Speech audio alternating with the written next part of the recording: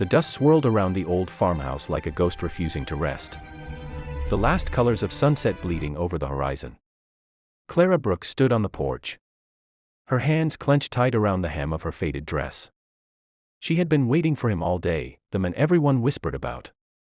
The man her father owed money to. The rich cowboy from the Barrett Ranch. They said he was ruthless in business. That he never left a debt unpaid. His name was Luke Barrett, and when his horse appeared in the distance, tall and dark as a shadow of judgment, Clara's heart stopped. She'd known this moment was coming. Yet she hadn't been ready for the weight of it. Her father was inside, too sick to rise. His lungs weak from years of hard labor and whiskey. The debt he'd taken had saved them once, but now it threatened to take everything. Luke dismounted in one smooth motion. Boots crunching on dry earth as he tied the reins to the fence.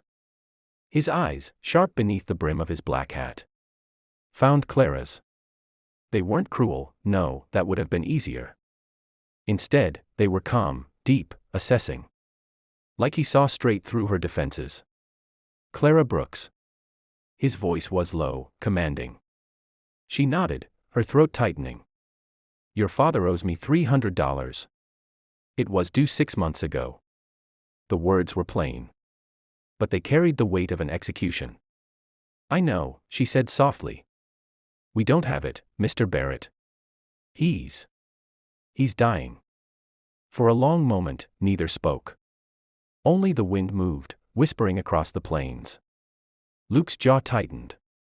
He looked past her toward the house, then back at her.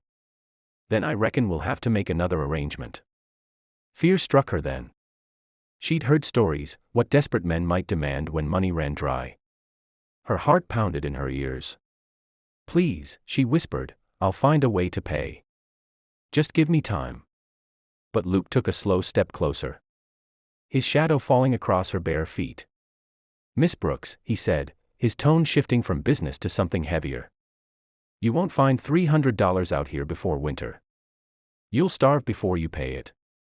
His gaze swept over the dying fields. The crumbling fences. But I've got work on my ranch. A woman's touch. My ma's been gone a long time, and my housekeeper just up and left. You come work for me, cook, clean. Help manage the place, and I'll call the debt settled. Clara blinked.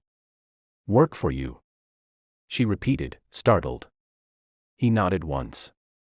You've got grit. I saw you last month in town. Helping that widow fix her wagon when half the men just watched. I need someone like that.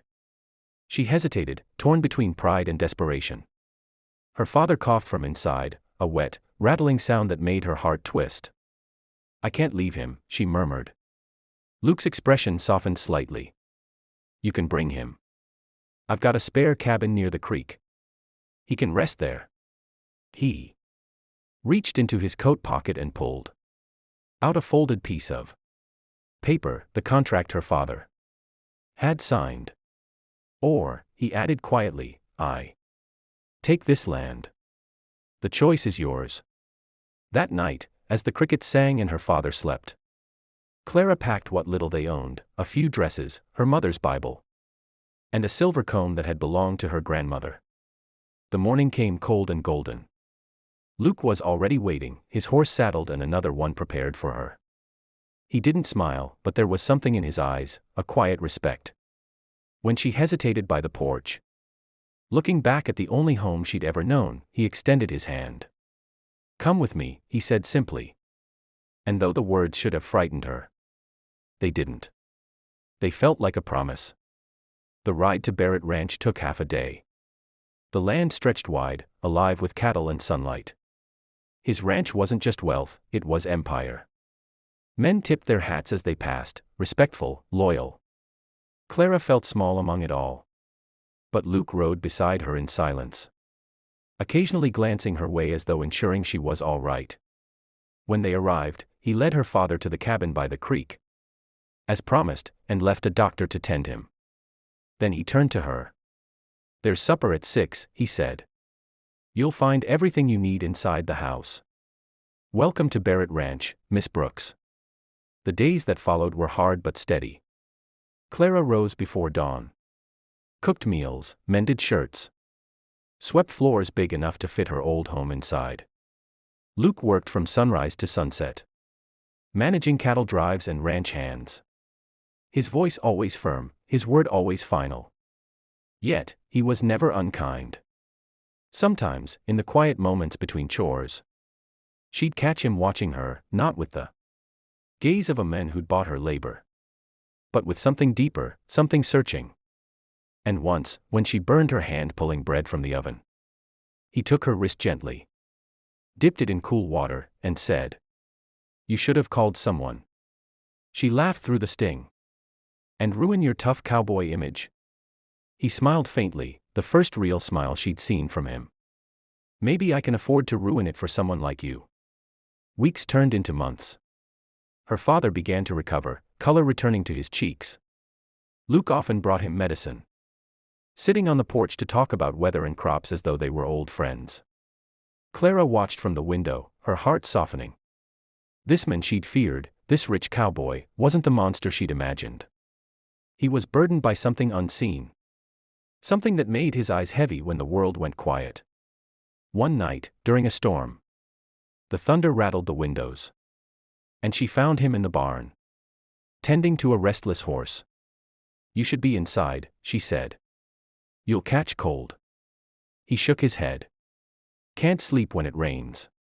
My brother died in a storm like this years back." His voice cracked, barely above a whisper. She stepped closer, instinctively placing a hand on his arm. "I'm sorry," she said softly. He met her gaze, pain flickering there. And for the first time, he let someone see it. From that night on, something changed. They began to share dinners together, quiet, comfortable. He'd tell her stories of the land, of how his mother taught him to ride, of how he'd built everything with his own hands. She told him about her dreams, how she once wanted to teach children to read and write. "You still can," he said one evening, pouring her tea. "Dreams don't die, Clara. They just wait for you to catch up." Her heart ached at his words. Somewhere between sunrise chores and moonlit silences, she realized she wasn't afraid of him anymore. She was falling in love with him. But life on the plains never stayed peaceful for long. One afternoon, a group of rough men rode into the ranch, bankers and debt collectors from town. They'd bought up the notes of smaller ranchers, forcing them to sell cheap. Clara overheard them speaking to Luke, offering to buy his land too. "Everyone's selling, Barrett," one of them sneered. "Might as well take the offer while you can." Luke stood tall, his eyes cold as steel. "I don't sell to men who break others to make a profit." When they rode off, Clara approached him. "You stood up to them," she said. He looked at her, a shadow of exhaustion in his smile. "You think I'd let snakes like that take what I built? Not in this lifetime." That night, the same men came back under the cover of darkness, torches in hand. The barn went up in flames before anyone could stop it. Clara woke to the smell of smoke and ran outside, shouting for help. Luke was already there, dragging buckets, fighting the fire. When a beam collapsed near her, he pushed her out of the way, taking the hit himself. She screamed his name, tears mixing with ash. The ranch hands rushed in, saving what they could. But by dawn the barn was gone, and Luke lay in bed, his shoulder wrapped in bandages. Clara sat beside him, her hand trembling as she brushed hair from his brow. "You could have died," she whispered. His eyes fluttered open. "Worth it," he murmured, "if it meant saving you." When the sheriff finally caught the men, Luke refused to press charges, he simply rebuilt, stronger than before. But something between them had already been built. Something neither could ignore. One evening, as the sun dipped low, Luke came to her father's cabin. "Your debt's long paid," he said, looking at her. "But I'd be a fool to let you go now." Her breath caught. "What are you saying?" He stepped closer, removing his hat, his eyes never leaving hers. "I came here to collect a debt, Clara. Instead, you collected me. If you'll have me, I want you to stay, not because you owe me, but because I can't imagine this place without you." Her father smiled weakly from his chair, tears in his eyes. "Go on, Girl, he said. Don't make him wait. Clara stepped forward, her hands trembling as she took his. Luke, she whispered. He tilted her chin up gently. Say it, he murmured. Come with me, she breathed, echoing the words he'd spoken the day he saved her. And in that moment, beneath the endless western sky,